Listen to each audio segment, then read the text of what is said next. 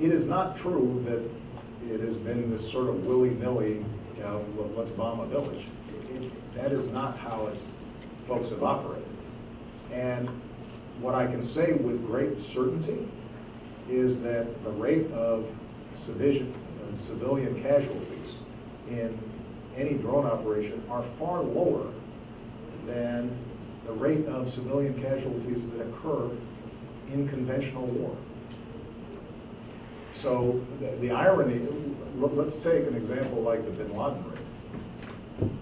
This was as precise, as effective an operation that I don't think anybody would dispute was in the national security interest of the United States.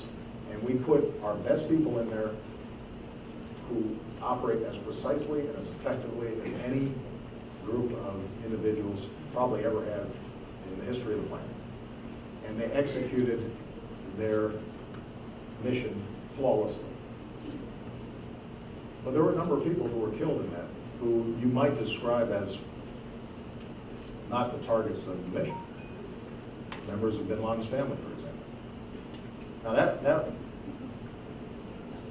that would be counted as a civilian casualty under the standards that from which you drew your information. And if you calculated it as a percentage, there was actually a pretty high civilian casualty rate for this extraordinarily precise mission. Now imagine during the height of the Iraq War, or when we were still actively fighting in Afghanistan, the number of civilians who were killed in normal military operations. You know, we talk about the number of U.S. troops that were killed in Iraq.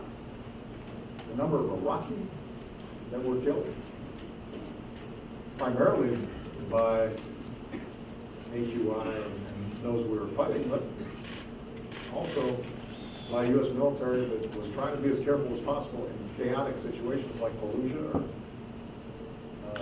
Ramadi, were in the tens of thousands. So part of my job as president is